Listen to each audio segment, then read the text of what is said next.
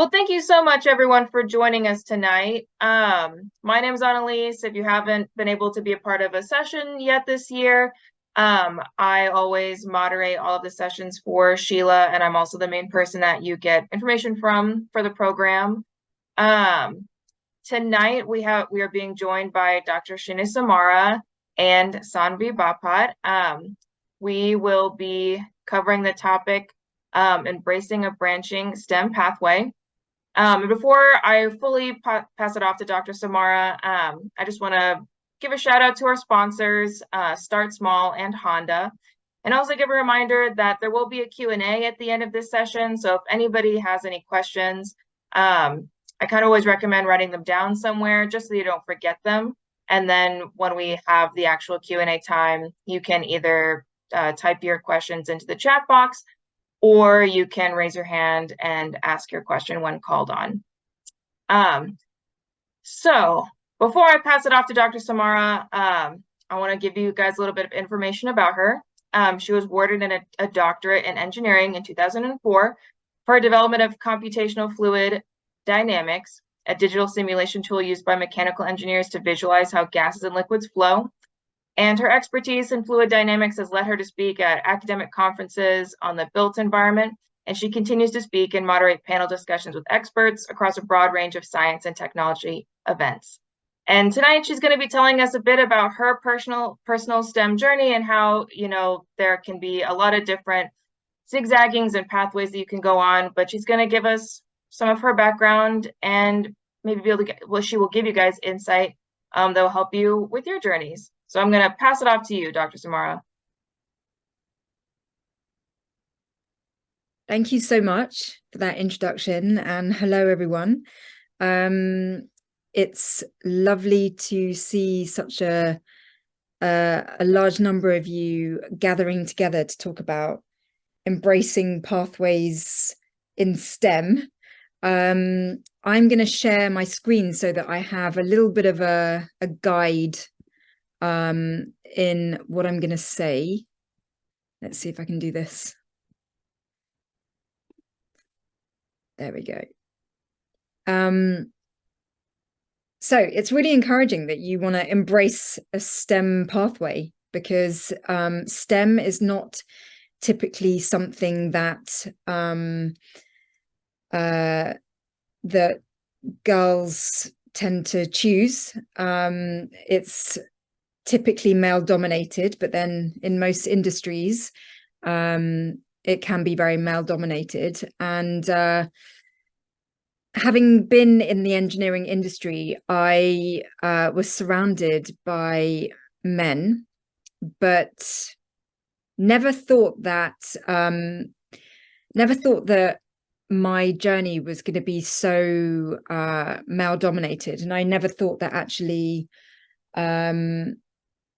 diversity and inclusion would be such an important aspect of my career as it is today. So to backtrack, let me just tell you how I got into engineering, in the hope that maybe it might give you some inspiration for your own career journeys.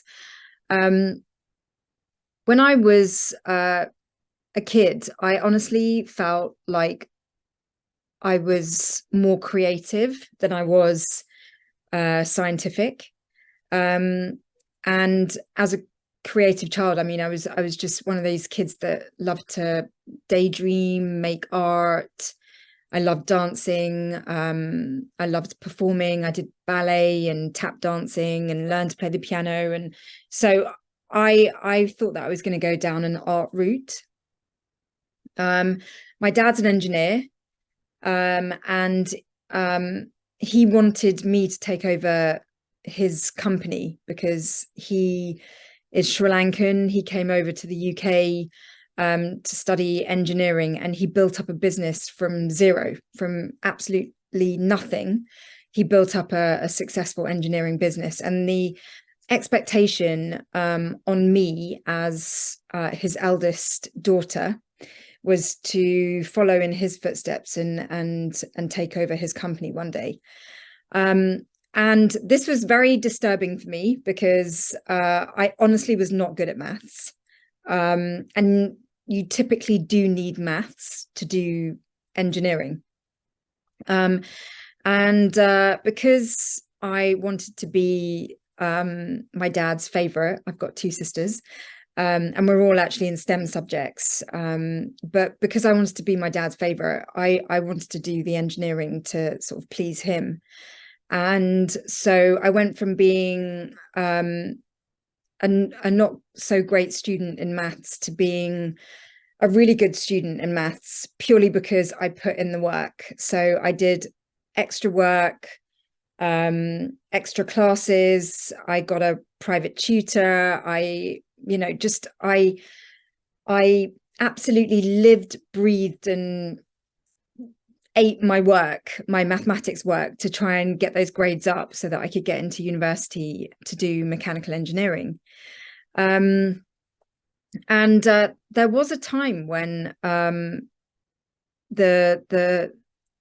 mathematics went from being extremely intimidating and a difficult subject to suddenly making sense. Like, it was like a moment when the penny dropped and everything became really logical. I kind of remember it as being a moment when I went from being very artistic and creative to being extremely methodical and rational. And once that switch occurred in my brain, I just found anything mathematical or physics based or engineering based really satisfying and really fulfilling. And so going from kind of doing it because I had to do it to actually enjoying it, and then eventually falling in love with fluid dynamics, is basically my career journey. Like, I just, mechanical engineering is all about understanding how machines work. We studied things like thermodynamics. We learned how fridges work, how planes fly, how cars accelerate, we understood the fundamental principles behind machines and how things work. And part of that understanding is fluid dynamics, because if you think about it, a lot of machines have to travel through fluids, because fluids are any kind of gas or liquid. So whether it's a ship traveling through water, or a car traveling through air, or airplanes traveling through air, usually machines are in some sort of fluid. And I found it absolutely fascinating that you could use mathematics to predict the behavior of things that we don't usually get to see. So, air is invisible to us, yet by understanding how air behaves and applying mathematical equations to air, you could lift the equivalent of like 50 elephants into the sky just by knowing about sort of thrust and weight and gravity. And it was miraculous to me. And so I kind of fell in love with fluid dynamics, and then decided to do a doctorate after my undergrad in computational fluid dynamics, which is basically algorithms that can predict how fluids behave. And that's really useful for engineers, because it means that they can simulate how air behaves or how a fluid behaves over a machine, and then just design that machine to be much more efficient. And so CFD, computational fluid dynamics, is usually used to model aircraft wings, Formula One cars. My doctorate was all about looking at airflow in buildings, how air flows through, windows and doors, and, if you've got heating systems in there or air conditioning units in there, how the air would flow around a space, which actually is probably the more boring side of CFD, but actually it became extremely useful during COVID for understanding how COVID is transported in air. So that was my doctorate. And all throughout, I always worked really, really hard. And I think all of you are very high achieving students. So you're probably not unfamiliar with hard work and determination and ambition. But let me move slides. But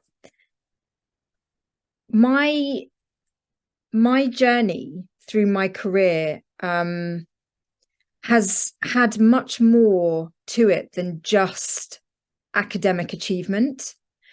And I guess, you know, I don't think that any of you are unfamiliar with academic success. I think you probably, you know, when it comes to your IQ, you probably have that under control, I'm assuming, given that you're all really good students. But with my career journey, I think what I learned is that it's not just about academic achievement. To succeed in your career, you have to have so much more than IQ. And you can basically sum it up as being the importance of EQ, emotional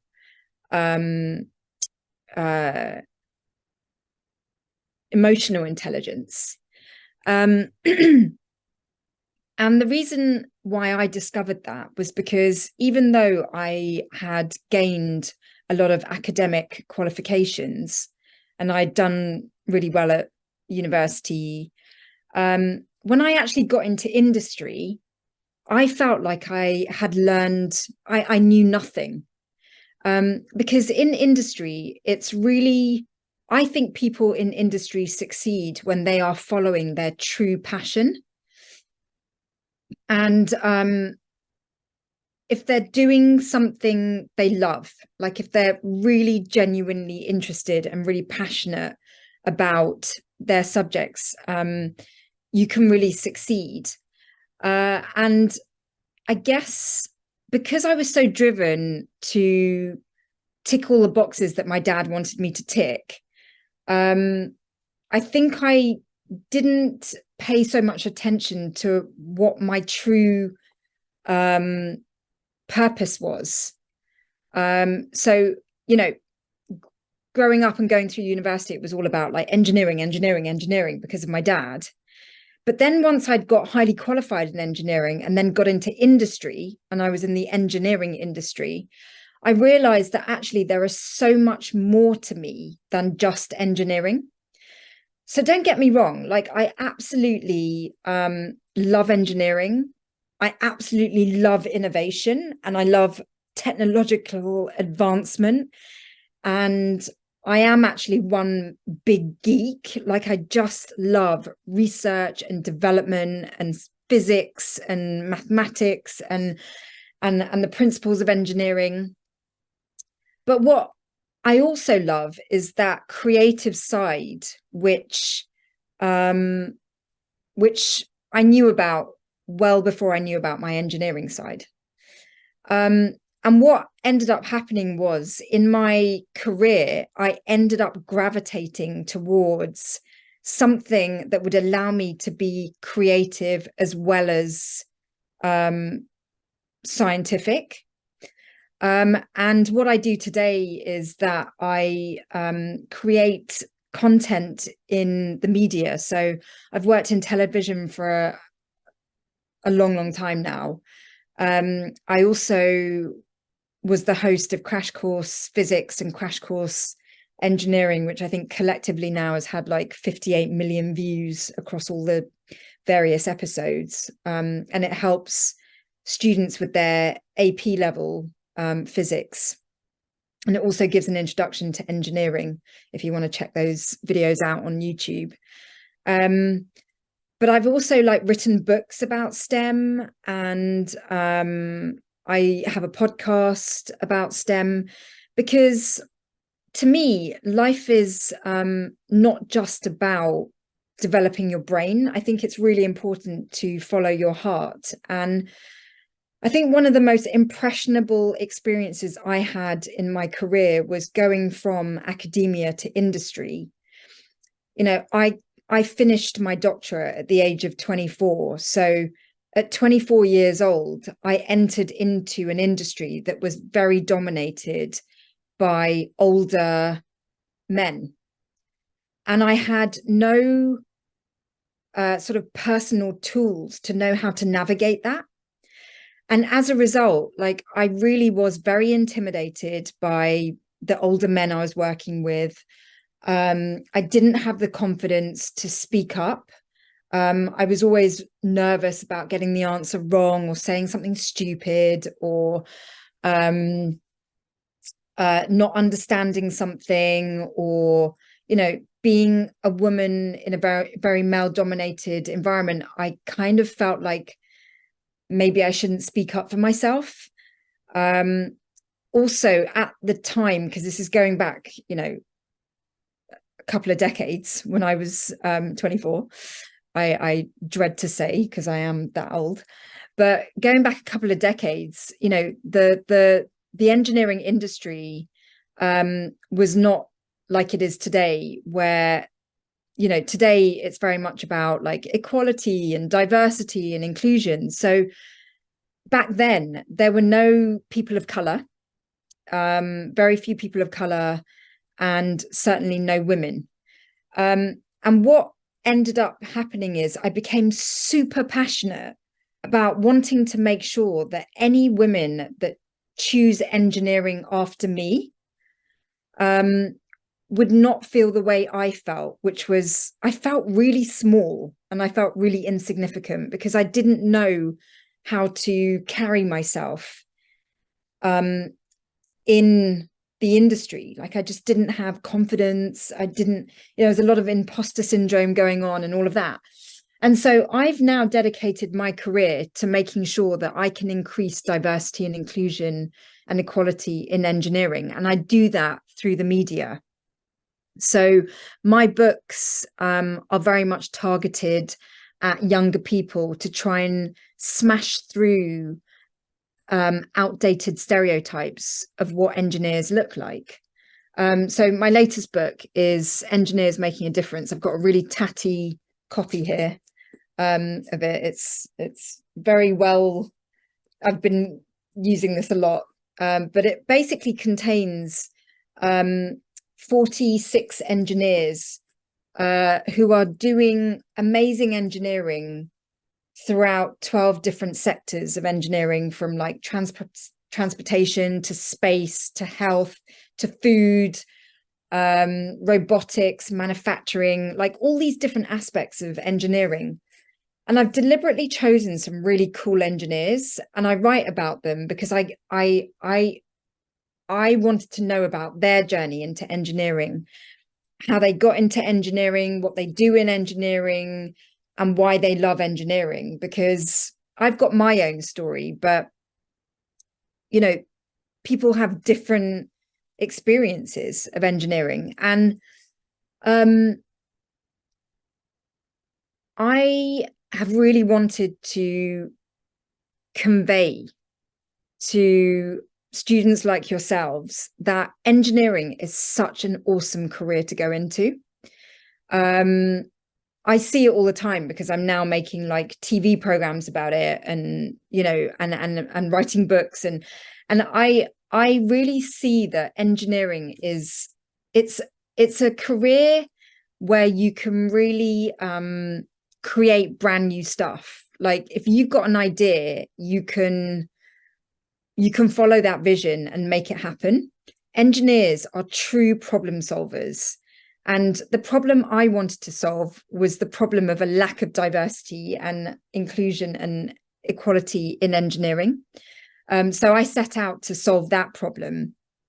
I think it's important, especially as we go into, you know, even deeper into our sort of digital transformation, where now a lot of engineering processes are automated, and, you know, involves the use of AI and things like that.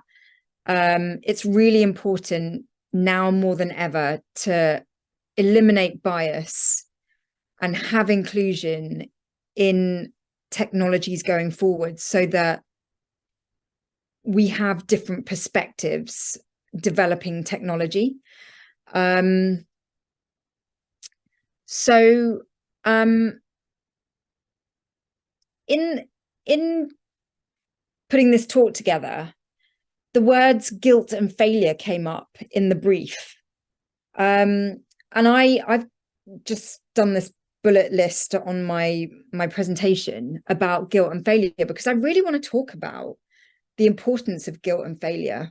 Because for a long time in my career, like when I was working and trying to figure out how to get into TV and how to figure out how to write books and things like that, I often felt guilty that I wasn't like in straight engineering and doing my computational fluid dynamics my whole career. And I often felt like maybe I was a failure because I had gone from something really hardcore tech to something kind of creative and fuzzy and fun. Like I felt guilty for having fun in my career. And you know, it's taken me a while to get over that. And I think it's because of the way I've reframed guilt and failure.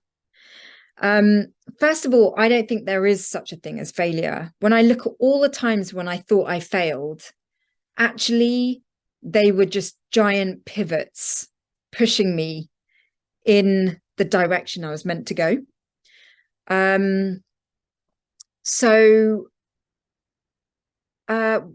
An epic failure of mine would be something like not going to Oxford and Cambridge. You know, I went to Brunel University, and whenever I tell people that, especially, you know, if I'm having conversations that are not UK centric, people go, sorry, where did you go? Because no one's heard of Brunel University. And for a long time, I carried that around as being a failure. And the reason why I went to Brunel University is because they offered building services engineering as part of my mechanical engineering degree. And very few universities did building services. And my dad's consultancy engineering practice is all about building services. So I went to that university so that I could be very focused on what my dad's business was about.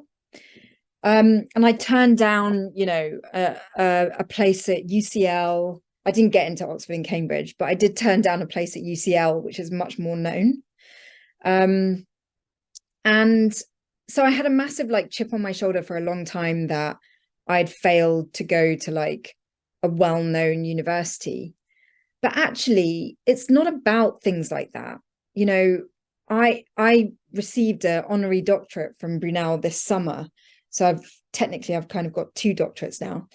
And I'm about to take on a massive role with the university to promote engineering doctorates, which are also not so well known, and also promote the importance of doing qualifications where academia and industry are in partnership. Not many universities have that kind of partnership. And actually, I'm really proud to support academic studies that make an impact in the real world, because I think sometimes academia can be a bit sort of far removed. It can feel a bit distant from reality. And so all of that to say that nothing actually does happen by mistake. I think failures are only failures when you don't learn from them or you don't see the good in a failure. And I'm going to be starting a new podcast in the new year called Innovators Making a Difference. It's purely a podcast only, unlike my book, which has a similar title, Engineers Making a Difference. But my podcast is about innovators making a difference because, and the first person I've interviewed on that podcast is someone who curates the Museum of Failure. And we were chatting about failure. And, you know, so many innovations have happened as a result of failure. Things that went wrong that really taught people how to get closer to the right solution. And so now I don't, when something goes epically wrong, I try not to wallow in beating myself up about it. You know, and that's not easy for a kind of self-confessed perfectionist. But instead, when something goes wrong, I really try and dig deep and ask myself what it is that I can learn from it. What is it that I need to do differently in order to succeed? And when I frame it in that way, you can only win, really. You can only win.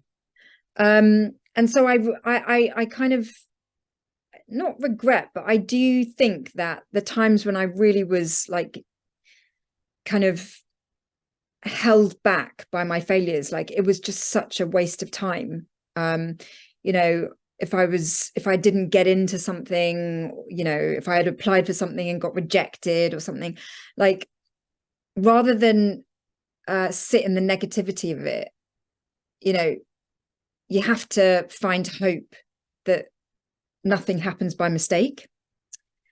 So that's what I'd say about failure. And then guilt, I don't know.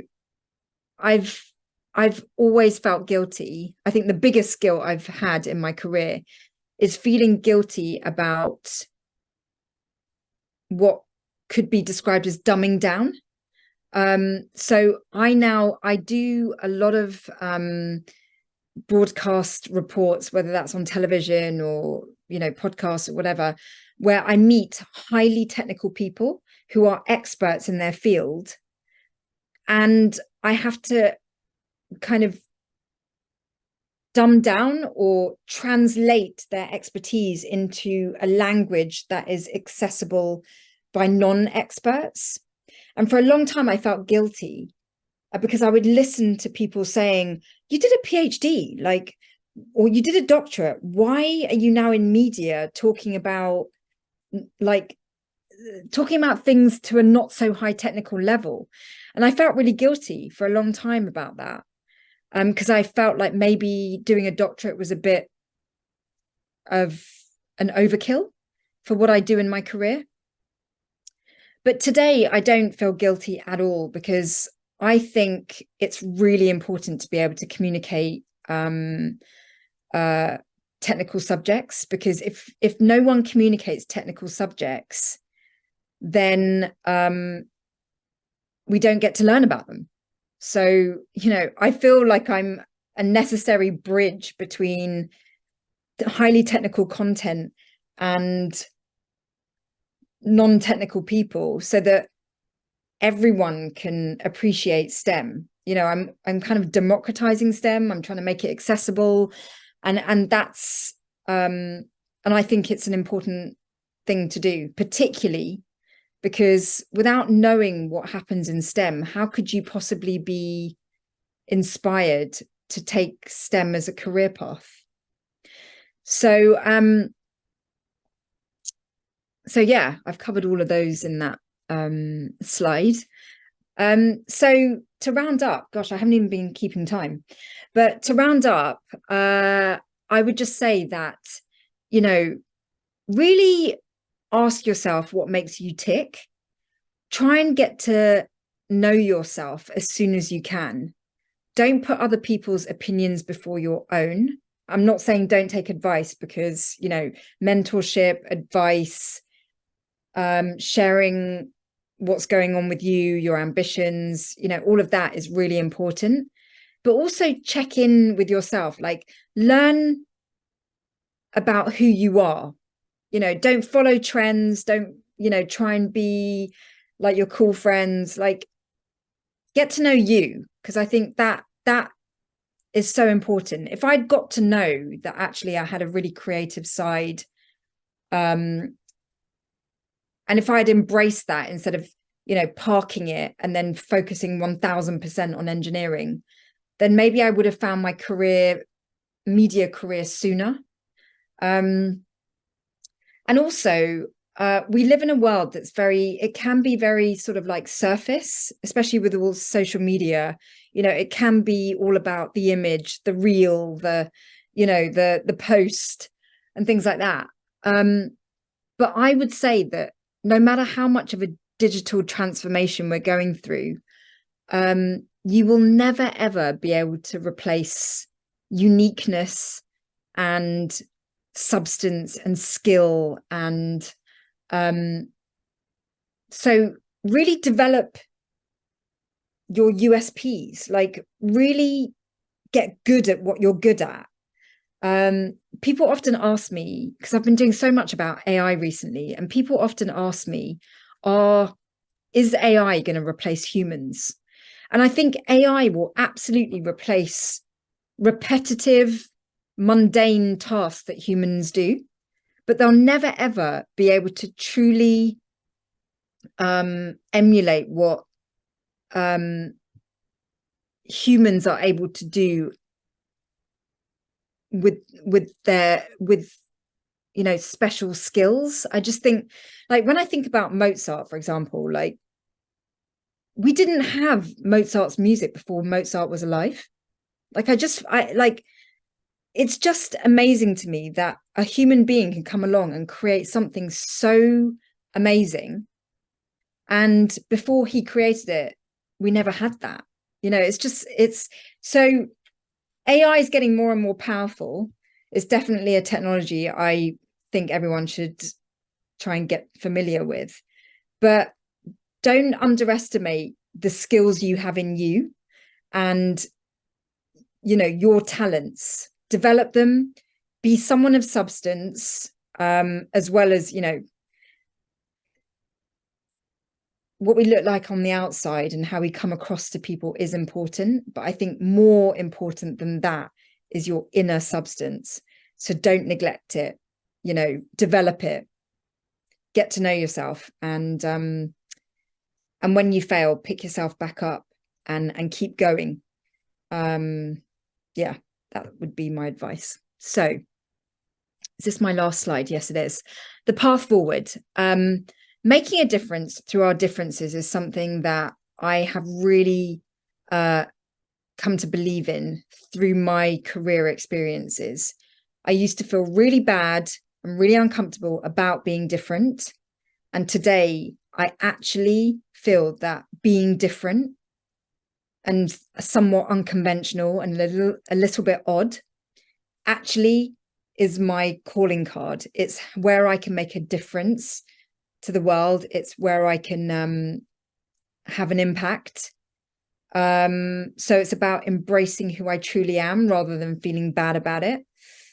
And I think I've pretty much mentioned everything else. So I'm just going to end on saying that all of you are really talented, I've heard, really unique and really special people. Don't let that go. Like, really develop yourselves and believe in yourselves, and do yourself the service of like being the best versions of yourself that you can be.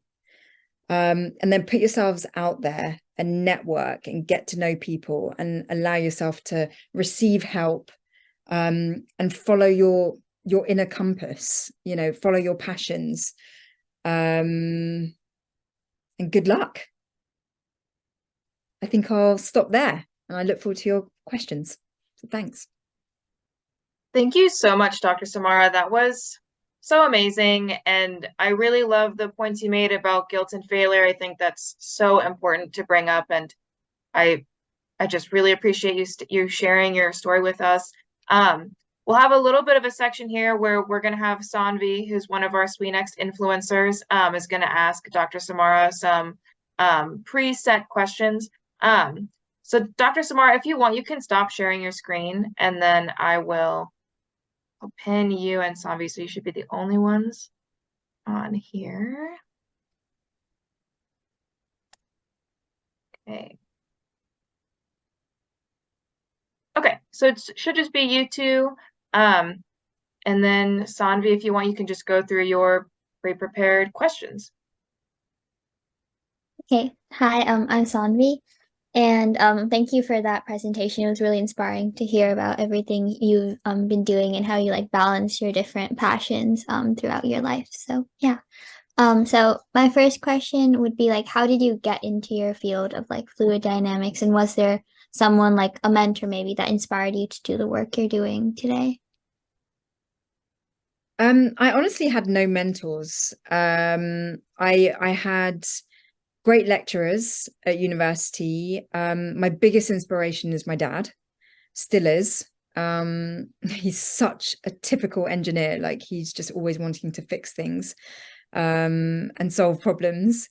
And I just loved figuring out how things worked growing up. My dad was always asking us questions like, how do you think that works? Why do you think that happens? And so I think I grew up in a household where we were always asking questions and always trying to find answers. And that's how we bonded. And then I was also quite a maker and doer. So I would help dad with DIY stuff around the house. And so by starting engineering as the degree, I think I just had a real pull towards visualizing the invisible, because, you know, by using these algorithms, you could create pictures and videos of like how air was behaving. You know, red patches would be warm air, cold patches would be blue air, a bit like weather maps. So you could get like, you know, using computations, you could like predict how fluid dynamics was going to behave. And I just thought that was like really miraculous, that maths could make you visualize what is normally invisible to us. Okay, thank you. Yeah, that sounds really cool. So what does like a typical day in your life look like? Like maybe a day-to-day basis, like Good question. It's making media of some form. So whether that's you know, I might be recording a podcast remotely, a bit like how we're recording now. So I'll be at my laptop. My favorite days of my working life are days when I am on location, filming with an amazing engineer or someone in science or technology, and I'm trying to sort of understand and translate what they're doing in a really fun way. So last week I was in Luxembourg, at the University of Luxembourg, and I was meeting with 6 of their postgrad researchers in engineering. And I was the postgrads were sort of explaining their research, and I was producing, hosting, and I will post-produce as well the films that we're making. And so like I've got various hats on where I'm, you know, trying to make a short film about their research in a way that's engaging and fun and people get it. You know, I want people to watch the film and go, wow, that's a bit of engineering I never thought existed. So, you know, there's one woman who was an agro engineer, and she is basically cleaning our water by pumping it through plants and taking out various chemicals that end up in our sewerage system because of the products we use, like the soaps, the laundry detergents, all of that. So she's basically recycling water, but in a very organic way. And not only that, she's like taking all of the loo paper out of the water and turning it into like a broken down cellulose, which just makes the cleaning process even more, like, the plants love it. It's just such an amazing technology and it's so genius. And it took me a while for for me to understand it, and now I kind of do. And so I filmed with her last week, and now I just have to turn it into a film that is fun to watch. And so it's just this continuous process of the technical meets the creative. It's just perfect for the type of person I am, because I love being on camera, but I also love meeting really smart people doing really smart things. And so it's just, I love it. I just love it. Yeah, I love how you're able to like balance all of your passions together. It's really inspiring to hear about that. So like maybe what are the biggest misconceptions about your work? Like what do people think you do, but what do you actually do? I think the biggest misconception that I have sort of endured for most of my career is the fact that being female, men have often assumed that I couldn't possibly be a highly qualified engineer. And I don't look like an engineer. And so there's always been this kind of, you couldn't possibly have got those qualifications. You couldn't possibly, just that kind of discrimination. I've had it so much that I even wondered myself, I questioned myself. But in questioning myself, I had to find the answers. So when people said to me, you can't possibly be an engineer, I had to really have the conviction that I am. And, I've been in media for so long now that sometimes I feel like I am maybe like a phony engineer. But actually, when I come alive because I'm understanding someone's engineering and I'm able to very quickly translate what they're doing into something that's really engaging, I realized that actually I couldn't do that without my engineering background, and I couldn't do that without my media experience. And so I may be misunderstood, but I think the greatest thing that I've learned is that I need to have conviction about what I'm doing. Like I need to believe in me in order to not let people's misinterpretations of me affect me. Right. So I need to believe in me so that others can believe in me. I think you spoke a bit about this and right now, but like what are some maybe other hurdles that you overcame? I know like being a female and being like of a different race is a little difficult, but like maybe other hurdles that you overcame throughout your career. I would say that one of the other hurdles is that I am massively introverted. I'm like seriously shy.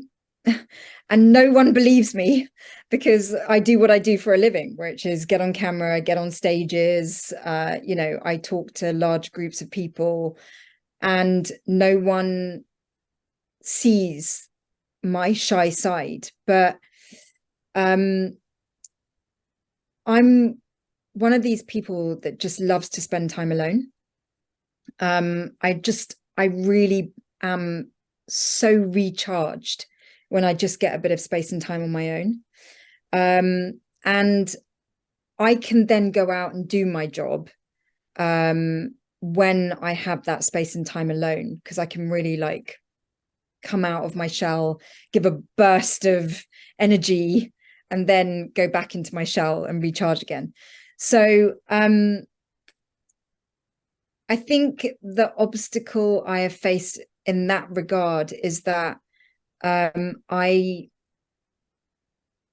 thought there was something fundamentally wrong with me. Like I so many people go out and network, and I just find networking really quite draining. I'm not a networker. Like I can't stand small talk. If I'm going to talk to someone, I want to talk about something amazing, like what's happening at CERN, or, you know, like quantum computing or something. Like, I want to just get straight to the heart of something super interesting. I really struggle with, like, where do you live? What do you do? Like, how's the weather? Small talk kind of stuff. I can't. So that makes me a terrible networker. But what I've learned over the years is that actually, when you meet people from your tribe, like when you meet people that you really connect with and that you have a lot of resonance with and you really understand each other, those connections can be more rewarding than knowing like loads of people not very well. So I don't know, like, now I realize that I'm the kind of person that really needs to have authentic, genuine connections with people. But that doesn't mean that I can't network and go around picking up business cards and, you know, connecting on LinkedIn and that kind of thing. Because there's a mutual understanding that we are connecting because we can do something for each other professionally. Like, what I'm trying to say is not everyone has to be my absolute best friend. You know, I don't need to feel guilty that actually I'm only really networking with someone because I can help them and they can help me, and that's all it needs to be, kind of thing. So I've struggled quite a lot with sort of networking, but I think I've kind of, it's okay to not know gazillions of people. It's okay. So yeah. Yeah, I kind of relate with that too. I'm like a massive introvert also. But lastly, like, what advice would you give young women like interested in a career in STEM, like how to pursue it and how to just be yourself throughout the whole situation? Get to know what's happening in the real world. You know, if you want to go into STEM, try and gather information about where your STEM studies could take you. So for example, like, there's just such a wealth of STEM careers and options out there. There's a wealth of ways to get into STEM as well. I don't know whether it's worth saying that, because I think all of you are very academic, but, you know, some people that struggle with school, for example, don't have to can go into engineering without traditional academic backgrounds. There are things like apprenticeships. I don't know what it's like in the US, but like in the UK, we have apprenticeships where you actually start working and then do your studies alongside once you've figured out what it is you want to do. So don't let the old traditional stereotypes of engineering or even other forms of STEM hold you back. You know, let's just say you want to work in a lab, but you're really rubbish at biology or chemistry. You could be a lab technician. You know, there's just so many ways to do what you want to do. So that's why I think, you know, it's really important to really know who you are, know what you love, know what your interests are, immerse yourself in your interests. You know, imagine what you want to do for the rest of your life and in your career and things, and then figure out how to get there. I never did that when I was figuring out my STEM career. I just remember flashbacks of when I was like 9 years old thinking, I am never, ever going to want to do a job where I'm at a desk. I just will never, ever want to be at a desk. I just know that. Age 9, I don't want to do a job where I'm at a desk. And I've never had a job where I'm at a desk. I've never, ever had a job where I'm at a desk. I just don't want to do that.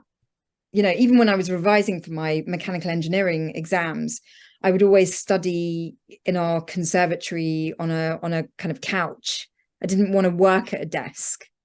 So, you know, get to know you and don't feel bad about your preferences. It may be revealing something unusual about you, and pursue it, find out more. And also, don't be afraid to find out more and actually learn that it's not for you. So, for example, if you go and get an internship in a company, and I highly recommend you try and get into industry as quickly as you can, do internships, do summer jobs, do whatever you can to just be in the real world. But let's just say you pick an internship that you absolutely hate. That is an education in itself. You've learned what you don't like. Sometimes knowing what you don't like can be as valuable as learning what you do like. So bear that in mind as well. Okay, thank you so much. I think those were all my prepared questions, but thank you so much. Thank you. Yeah, thank you so much, Saanvi. That was very great questions and very just great, very insightful answers.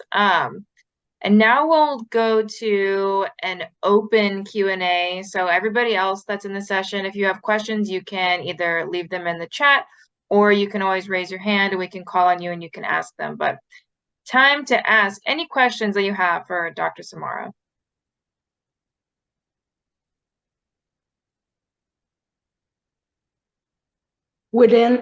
Dan has her hand raised. Yeah. Hi, can you hear me? Yes.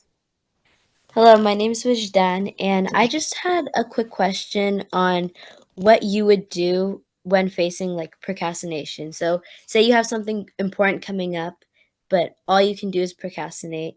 How would you face this struggle? Interesting, because I still have moments like that. Like in a few days, I have to submit my tax thing. And honestly, it's the absolute last thing I want to do. It's so boring, and I hate money things. What I have learned is to actually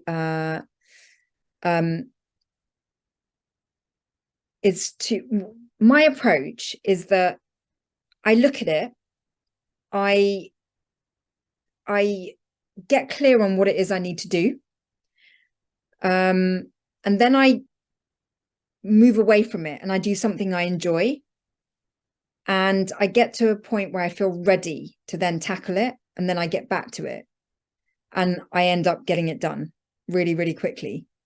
That is not the approach I had when I was studying. Because with maths, for example, sorry, we say maths in the UK with an S. I know in the States you drop the S. But with maths, I used to really procrastinate because I struggled with it so much. And I just kept hammering and hammering and hammering away at it until I got it. And actually looking back, that was such a massive waste of time, because I just spent hours and hours and hours like getting frustrated and stewing in the not understanding. So give your brain a break. Like if you're procrastinating, it's probably because, I don't know, you're scared of screwing it up or not doing it well. If you're procrastinating because of perfectionism, then let me think about an answer for that, because sometimes we procrastinate because we don't want to start, because we don't want to fail. That was the case like 6 years ago when I was recording my very first podcast for the first time. I kept procrastinating it because I wanted my podcast to be an award-winning, multi-million downloaded a series, you know, right from the beginning. And so I was putting off the recording, like putting it off and putting it off and putting it off. And then one day I was like, you know what, how about I just record a really rubbish podcast? How about that? Like, how about I do a podcast where no one listens to it? And when I when I set myself that goal to just do it, I realized that I was actually recording the podcast for me. Like I wasn't recording it for success. I was actually recording the podcast because I really wanted to talk to these women that I had lined up. So yeah, maybe check your motives. Like if you're procrastinating, maybe it's because you're scared of not doing it well. And if that's the case, then recalibrate your motives. Allow yourself to screw up. Whatever it is that you're procrastinating over, allow yourself the chance to actually just do it badly. What's the worst that can happen? You do it badly. Fine. You'll learn something. So just go for it. Like just start. Just do it badly. See what happens. I think that's such great advice, especially about like, you know, recalibrating your goal or your purpose, especially if the reason you're not doing it is out of a fear of failure. Such good advice. Just because we're like brushing up right at 7:30, I think we'll do one more question, and then anybody who has questions that couldn't get them answered in the Q&A, you can always put them in the Google chat, or you can send them to outreach@SWEA.org, and we could always get them passed along to Dr. Somara. But Claire left a question in the chat. She said, have you ever had trouble with balancing everything, time management, etc.? Were there any kinds of methods that helped or that currently help you with balancing time management and everything you have going on? Yeah, I've always had an issue with time management, because basically I've always chosen work. So, you know, when I was studying and when I was like starting out in my career, I sacrificed friendships, time with family, time doing a hobby, like all the fun stuff was sacrificed so that I just put like 1000% into my work. And I still do that today. Like I can, my partner thinks I'm like a bit of a workaholic, but honestly, I enjoy my work so much that, you know, I don't really see anything wrong with it, but maybe working on a Sunday night when he wants to watch Netflix or whatever, like, yeah, maybe I don't get the balance right. But I think more and more, I do see that when I switch off, I actually come back more productive. And so now, I think the short answer to your question is that I am still trying to work out how to time manage, because I absolutely hate being late, missing deadlines, doing everything last minute. Like I need to give myself loads of time to prepare and feel comfortable and just, you know, just take my time. But it does mean that I miss out on doing, like, just switching off and relaxing, and doing things I enjoy. So it's a work in progress. But what I will say is that I manage my time in a way that I'm always doing what I love. And if working is what I love, you know, then I don't really see what's so wrong in that. But yeah, if you were to talk to my partner or my family, they'd probably say, well, we don't get to spend time with you, so, you know, you're obviously not managing your time that well. But also, you know, my family and my partner, and, you know, they also see the joy I get from doing what I do, and that brings them joy as well. And I would never miss any sort of like commitments or responsibilities or anything like that. But yeah, I don't want to sort of pretend to you that I've got it sorted, because I haven't. But, you know, again, this is a process of getting to know yourself, like what's important to you, where do you want to spend your time, and making sure that you don't do anything that you regret. So yeah. I think that's such a great and honest answer, especially about what you said about you always at least prioritize like doing what you love. Because I think a lot of times when there's a lack of balance, it's usually the struggle is that you are not feel like people aren't making enough time for the things that they like to do. So I think I Yeah. agree. I don't think there's anything wrong if you're filling up your life with things that you love. So I think that's such a great insight. Um, Also the fact that, you know, as we go through life, things change and methods of balance that might have worked for someone in their teens or their 20s or their 30s or 40s or whatever, that might not work for them as life changes and time goes on and priorities change. So I think that's such a helpful thing. Like there's not a perfect formula that you can carry out forever. Like you have to kind Yeah. of adjust with life. Evolve. It does evolve. Like I can tell you that like when I go to a party, I don't stay right till the end. I used to, because I felt like I should and whatever, like, but now I actually know when I'm ready to leave, because I want to get up early in the morning and, you know, do something fun, like go for a walk in the sun, or, you know, just I'm more I'm better at balancing now, whereas before I used to be quite extreme, like I won't do this and I will do that, and you know, it was kind of quite binary.